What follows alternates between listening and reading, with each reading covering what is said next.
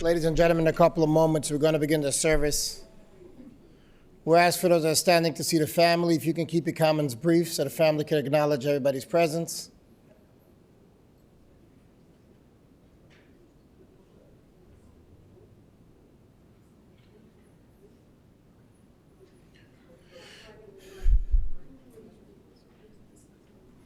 It's all good.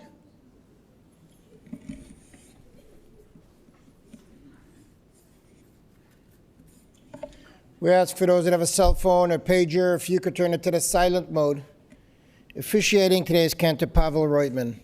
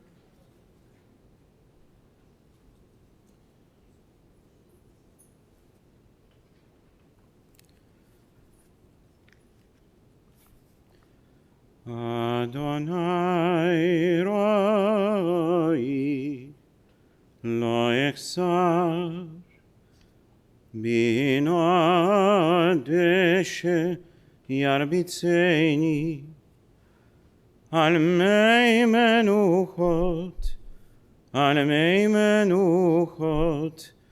yinach aleini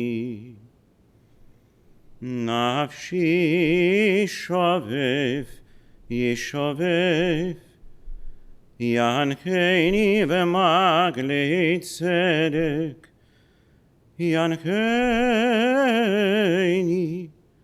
v'magli tzedek, leman shemo, gam ki elech, Begeit salmavet lo irara ki ata imadi shiftecha umishantecha ema yinachamuni taroch lefanai shulchan neged sorerai, dishanta vashemen roshi, kosi revaya, achtov vacheset, yirdefoni, kol yimei chayai, V'shavti b'veit Adonai le'orech yamim. Adonai roi lo echsar. Adonai roi lo echsar. Friends, you can find the words of the 23rd Psalm in English in the inside cover of the booklet. The Lord is my shepherd, I shall not want. He maketh me to lie down in green pastures. He leadeth me beside the still waters. He restoreth my soul. He leadeth me in the paths of righteousness for his name's sake. Yea, though I walk through the valley of the shadow of death, I will fear no evil, for thou art with me. Thy rod and thy staff, they comfort me. Thou preparest a table before me in the presence of mine enemies. Thou anointest my head with oil. My cup runneth over. Surely goodness and mercy shall follow me all the days of my life, and I will dwell in the house of the Lord forever. Friends, we are gathered here today to say goodbye to Yury Pasmanik, beloved father, husband, brother, and friend, a wonderful man who is going to be missed by those around him and the world. Our thoughts and sympathies go to Yury's immediate family, to Nora, Renata, Colin, Boris, Regina. We share in their sense of loss and pray that they find much-needed comfort in the days and the weeks to come. As it has been our custom, we begin our ceremony with readings and passages appropriate for this occasion. These readings have been a source of comfort to our ancestors in their times of grief, and today we too to turn to their time-tested wisdom and insight. Adonai ma adam v'tedayehu. Lord, who are we that you have regard for us?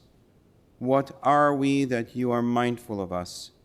We are like a breath, our days are a passing shadow. We come and go like grass which in the morning shoots up renewed, and in the evening fades and withers. You cause us to revert to dust, saying, Return, O mortal creatures. Would that we were wise, that we understood where we are going. For when we die, we carry nothing away. Our glory does not accompany us. Mark the wholehearted and behold the upright. They shall have peace. Lord, you redeem the soul of your servants, and none who trust in you shall be desolate. Esayanai heharim me'ain yavo izri me'im Adonai, osei shamayim va'aretz. I turn my eyes to the mountains, from where comes my help. My help comes from the Lord, creator of heaven and the earth. Almighty God of the living and the dead, send comfort to your children who grieve today. Overcome by pain of loss, they need your help to focus on the triumphs and joys in Yury's life. Help them to meet grief with courage, to face sorrow undaunted. Help them to treasure what is now theirs because Yury lived. Should despair threaten, a faith falter, sustain us, O Lord. You are our refuge and strength, our ever-present help. And let us say, Amen. Yury Pasmanik was a man of integrity and honor, kindness and love, a good man who was cherished and revered by many. His was not an easy journey, for like many of his generation, Yury experienced war and lived through a number of political and social upheavals during his life in the USSR. His journey took him around the world, and through the series of events shaped his life and his character in the most profound and meaningful way. Yet it was not the challenges that identified Yury in life, but his achievements and successes, personal and professional triumphs that made him a person that we remember here today. As Yury's daughter Renata wrote in her Facebook post a couple of days ago, Yury lived an extraordinary life. And it is that life that we now remember and celebrate as we share our memories and stories of him. May Yury's memory be an everlasting blessing. He was born in Odessa in 1939 to Gregory and Raisa, two loving parents who I am sure dreamed a peaceful and prosperous future for their then only son. Unfortunately, their hopes were shattered by the war that began shortly thereafter. Gregory was drafted while Raisa, with little Yury, along with her sister and her sister's baby, escaped the advancing German army, walking out of town on foot. For a while, they were hiding in the forest. They would travel only at night and would hide during the day for the fear of getting caught and sent to concentration camp, or worse, being gunned down on the spot. After months of hardship resulting in Yury's getting really sick, they reached Yoshkar-Ola, the capital city of autonomous Mariel Republic in Russia. It was a relatively safe place, away from the front lines, and it was there where Yury spent next 4 years of his life. It wasn't easy for Raisa and her son to be away from home in a foreign land, not knowing what the future might bring. Yet they persevered and survived that terrible war, and that is what truly mattered in the end. Yury's father, Gregory, also survived, and when he came back from the war, the family was reunited. After the war, Yury and his parents returned to Odessa. Soon thereafter, Boris was born, and thus the family was complete. Yury loved his brother and took care of him as an older brother should. Boris, I'm sure, loved Yury in return, and today he's here with us, saddened by his brother's unfortunate passing. Dear Boris, allow me the opportunity to express my condolences to you on the passing of your brother. May your brother's memory be a source of comfort to you and your loved ones for many years to come. And there are many beautiful memories of Yury, some going back to the time when he was a young man, filled with high aspirations and hopes. It was perhaps these very hopes and aspirations, combined with a spirit of romanticism and adventure, that prompted Yury to build a seafaring boat when he was only 16 years old. Yury named the boat Don Juan, and he enjoyed riding it together with his friends. A few years later, Yury volunteered to go to Tselina, a virgin lands campaign in Kazakhstan, where the development and resettlement initiative by the state was meant to turn virgin lands into a major agricultural region. At the time, Yury was a student at Technological Institute majoring in engineering with focus on food industry and production. Tselina initiative was up his alley, and it was a calling that he could not resist. Yury also wanted to help his country, as he was a true patriot at the time. Unfortunately, his seemingly noble endeavor ended up getting him in trouble. Like with many Soviet state initiatives, there was a dark side to the Tselina project. The campaign in Kazakhstan was corrupt, and there were many who were trying to scheme the system, stealing and repurposing the grain. An honest man, Yury could not stand idly by. He called up the scheming and was able to attract the attention of the special commission from Moscow that flew into Kazakhstan to investigate. Angry criminals wanted revenge, and to save his life, Yury had to flee.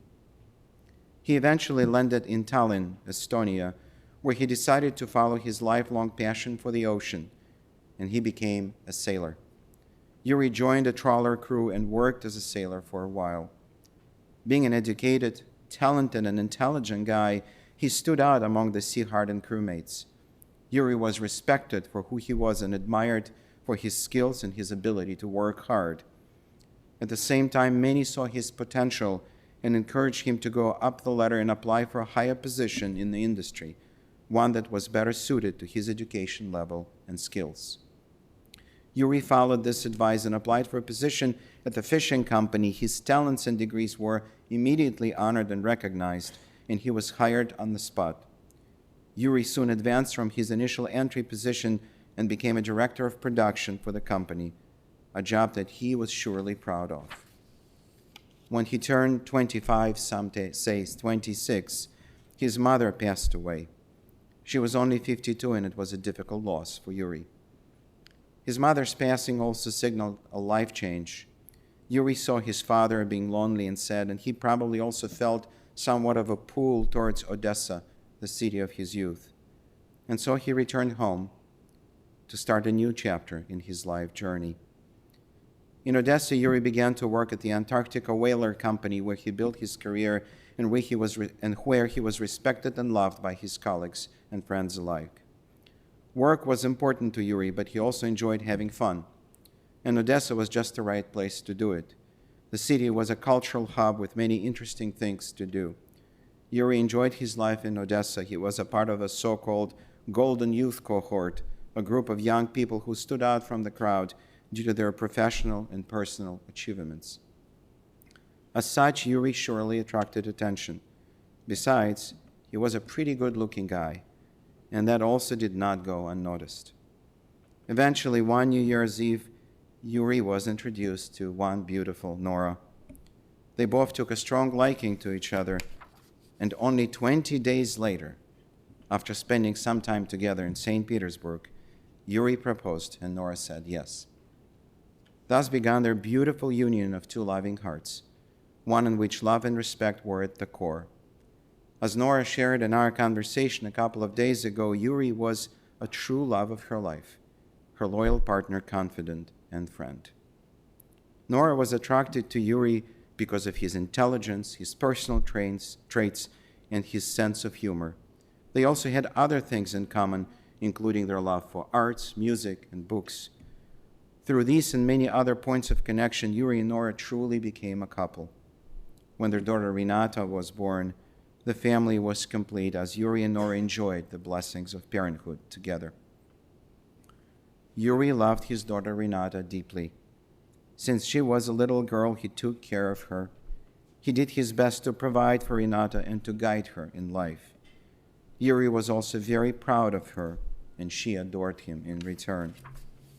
In our conversation a couple of days ago, Renata spoke of Yury with much affection and love. She recalled her dad being a great father and friend, someone who was there for her all throughout her life. Renata remembered the times when Yury took her swimming and the times that they spent in Hawaii together enjoying the ocean and the sun. It was from Yury that Renata learned, and I quote, that you need to work hard to get things and not wait for it, and you need to let the petty stuff go and focus on the big things in life.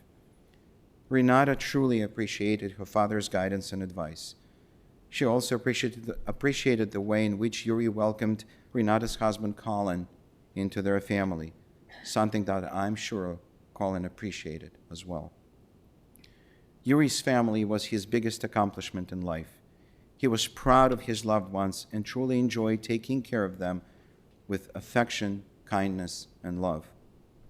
At times, he had to make tough decisions. One of these was to immigrate to the United States. It wasn't an easy decision to make, but one that in the end changed his family life for the better. In America, Yury had a remarkable career as an engineer, first at the Dr. Scholl's company and later on at the Philips Advanced Transformer. Everywhere he worked, he was respected and loved for his innovative outlook, his talents, and his skills. Being professionally fulfilled was an important part of Yury's life, and this, along with his personal fulfillment, truly made him a happy man. Other things that Yury enjoyed in life included gatherings with friends, poetry, music, books. He also loved to travel and enjoyed spending time on or near the water, be it an ocean, a sea, or the lake. Above all, he enjoyed life and appreciated his every given moment on this earth. And perhaps he could have enjoyed life even more if not for the incurable disease that gradually took him away. As his loved ones shared with me, even in the later stages of his illness, Yury was able to recognize and greet Renata and Nora with a smile. He also reacted to poetry and music. It was as if the core of what made him who he was always there, not affected by his overall physical decline. Or perhaps it was the glimpse of his inner soul that was preparing itself to make sail to her next journey to the life everlasting. American poet Henrik van Dyke once wrote, "I am standing upon the seashore, a ship at my side spreads its wide sails to the moving breeze and starts for the blue ocean. It is an object of beauty and strength. I stand and watch it until at length it hangs like a speck of white cloud just where the sea and the sky come to mingle with each other. Then someone at my side says, 'There, it's gone.' Gone where? Gone from my sight, that is, it is still just as large as it was when it left my side. And it is just as able to bear its load of living freight to his destined port. And just at the moment when someone says, 'There, he is gone,' there are other eyes watching it coming, and other voices ready to take up the glad shouting, 'Here it comes.' And that is dying. Just like the ship in the poem, Yury is no longer with us, not a part of our world. and yet he continues to live on in our hearts and in our memories of him. May his memory be an everlasting blessing, and may his soul find peace in Gan Eden, the gardens of the Lord. And we say, Amen. It is my honor now to call Colin to share a few words with us.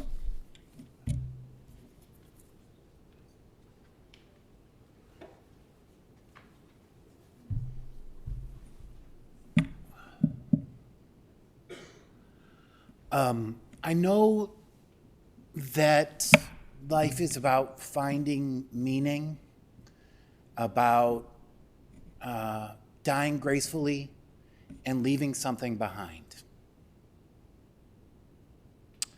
And Yury did all of those things in a very special way for me that I wanted to share.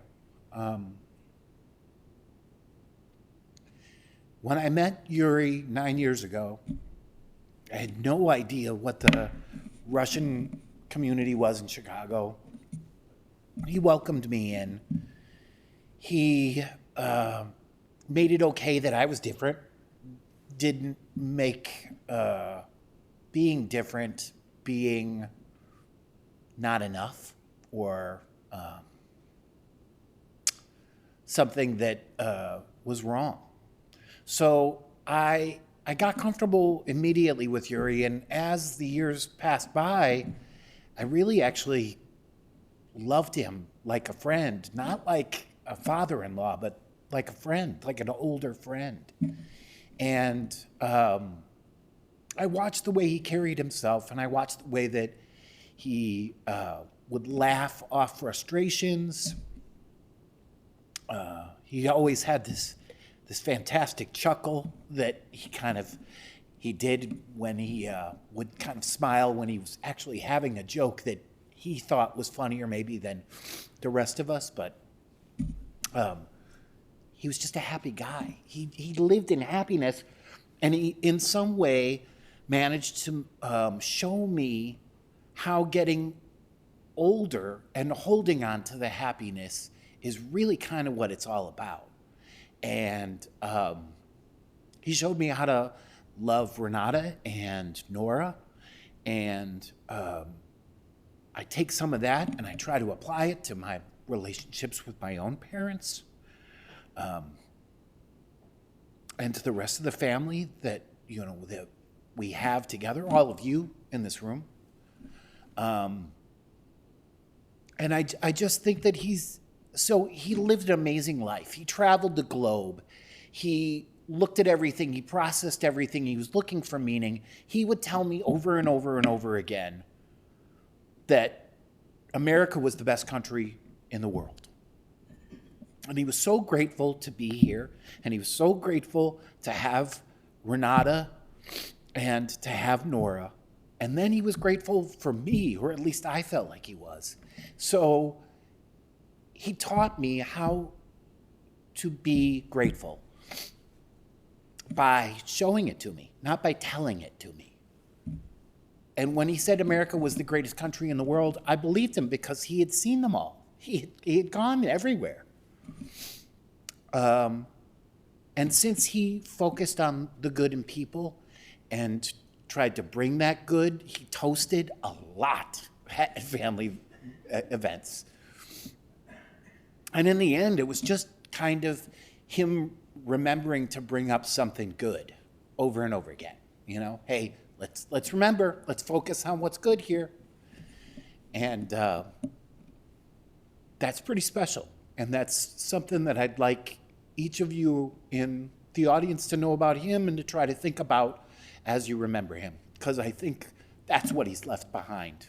He's left behind the glow of being a good person and respecting and being drawn to other good people. I'll miss him terribly, but Renata and I will support Nora and the rest of the family in keeping his memory alive, and I so thank you all for being here and giving me a minute to talk about it.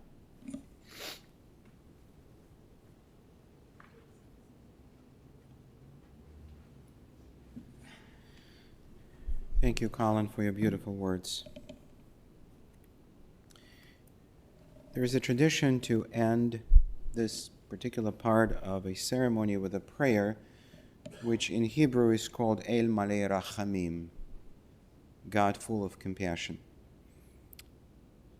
It is a unique prayer because, unlike many other Jewish prayers, it contains images of God.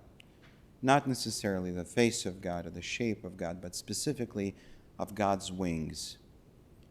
And the image is that of a soul ascending to heaven and being embraced by God's wings and thus obtaining peace. And I think it's a beautiful image to conclude with as we think of Yury and his journey to the life everlasting. It is a custom to stand as we recite this prayer, so I'm going to ask you to please stand if you're able. El Malei Rachamim, Shochein Bamromi, Hametseh Minucha Nechona, Tagat Ganfei Hashchina, B'malot Kedoshim Utkorim, Ki Zohar Arakim Maskirim, Et Nishmat Yury ben Gregory, Shekalach le'olamo, Began Eden Menuchato, Anabal Garachamim, Astirechu beseder kenafecha le'olamim, Utzroar bitzroar kakayim et nishmato, Adonai hu nachalato, וינוח בשלום על משכבו, ונאמר, Amen. Exalted, compassionate God, grant infinite rest in the shadow of your wings among the holy and the pure to the soul of Yury Pasmanik, who is gone to his eternal home. Merciful One, we ask that our loved one find perfect peace in your eternal embrace. May his soul be bound up in the bond of life. May he rest in peace, and let us say, Amen. Please be seated.